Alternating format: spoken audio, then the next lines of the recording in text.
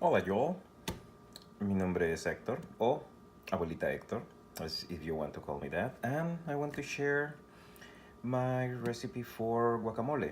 Guacamole, it's an easy snack or supplement for any kind of meal that you want.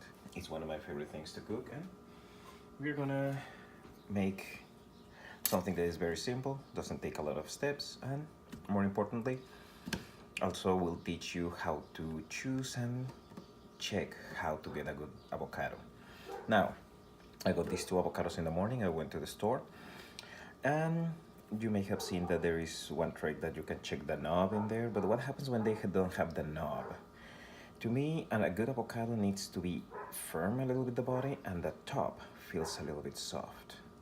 Not too soft. If they are completely soft, like squishy, the avocado will be terrible. You don't want that. So both of these seems to be according to what I want. Now, time to see if I need to, if I know how to do this. Now, the thing that I recommend is if you are a little bit scared about how to cut your avocado, just put it on the table, put the knife on the side, and push it until you feel the bone, the pit, and then turn around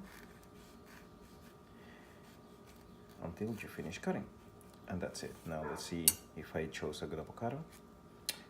Not bad. Okay.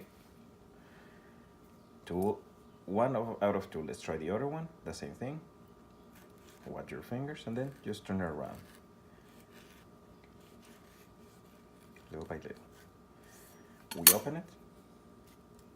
Oh, another one that looks good. Okay. So we have two good avocados right now.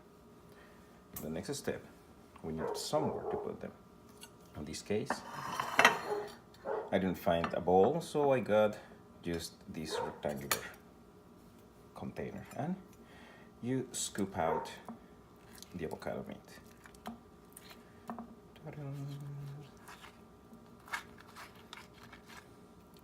Now my avocado only has 6 ingredients, 7 if you count a little bit seasoning, but we are going with the avocado. We have onions, we have tomatoes, we have peppers, we have cilantro, and salt. Oh, I was forgetting, lemon juice. Wow. Wait, is that 7 ingredients? I don't even know how to count. Now, some people say that you need to leave the pit to just avoid it for browning. The browning, there are a lot of divisions about that. I would say I have managed to get it to not brown so much when you choose the avocados a little bit like I do. They tend to last a little bit longer that way, at least to my experience, but maybe I'm wrong, or maybe I'm right, who knows. When you want to get the pit, you just pretty much go with this to spoon around. There are also some people that they use a knife to do that. I could show you to do that, doing that. However, this is for somebody that has never ever before worked with an avocado and everything. I don't want you to just me trying to show off as I do, lose a finger. That's not fun. I've been told. I've never lost a finger yet. Let's put that yet very clear. And here we have the avocado meat. Now, one thing that I want to share with you, I tend to salt my avocados at this point. The avocados are a fat, so I tend to salt them a lot. Especially I want it to be very savory. So when you add the other ingredients, the onion, the tomato, the lemon juice, everything else, that will balance the whole thing. Right now you may think that's a lot of salt. Well, I still need a little bit more. And then with a fork, start just smashing. You can also, if you have one of those potato mashers, that's also a good one to make guacamole. And you decide how many chunks you want to have. One thing that if you want to chunky, you can have one avocado completely mashed and one that it is cubed that you will be just mixing with everything else. But here it is. Now let's give it a quick taste test to see is it as salty as I like it. That's how I like it. Next step, we add, in this case, the onion. Now, when chopping onions, some people may say you will cry. That's a given. But one thing that you can do, 2 tips that I have to be able to cut onions without crying. One of those is whistling, and try to whistle something happy, something fun. You can adapt the Macarena song to avocado, like hey guacamole, and whatever you want. But that all depends on you. I tend to add a lot of onion because I like the crunch that you get out of that, as well as the fresh flavor. Now, I usually go with white onion, but any onion will be nice. If you wanted a little bit more color for guacamole, go with purple onion. If you feel that the taste of the onion is too strong, you can go with shallots. Whatever works for you. Oh, another tip that somebody told me to help you avoid the onion making you cry, you can put it on the freezer for about 10 minutes before chopping it, and that diminishes a little bit the effect of the crying. Okay, so there we go. Right now we have a lot of onion in there, and this is just by eye. I can give you some basic idea about measurements, but try to see as how you like it. This is more than anything like a suggestion, not a complete recipe. You decide how you want your guacamole. Now the next part, it's tomatoes. Now, in the case of tomatoes, I like to save also all that juice that comes with the tomatoes, because that also adds to the flavor. And you decide how much you want to add also. And to many Mexicans, this dish, the guacamole, because I see it like a complete dish, it's very important also because it has the 3 colors of our flag: the green, the white, and the red. Now, let me add all the tomatoes. Why? Because why not?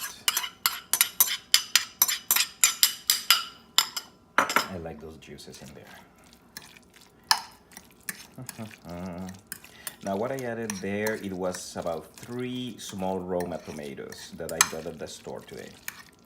And there we have it. We have it nice mixed. We go to the next one. The next part that I want to add is the peppers. In this case, I went with some jalapenos, but you can add any kind of pepper that you want, or not add any pepper at all. It's your choice. And I tend to add a lot of pepper because I eat a lot of pepper. This was just a large jalapeno. You can add serranos, you can add habaneros, you can roast them, you can get pickled peppers, whatever works for you. This is your guacamole. You decide how you want to do it and the way that you like it. Okay? Now, we have all this mixed. The next part that I like to add, it's the lemon juice. We have this small contraption with the juice that we got from there, and just adding this. There's the tanginess that you want the guacamole to have. Very simple, very tasty. We'll give it a quick taste to see if it goes well. Oh, did I say that it was lemon juice? It was lime juice. Oh yeah, that's the stuff. Let's add a little bit more.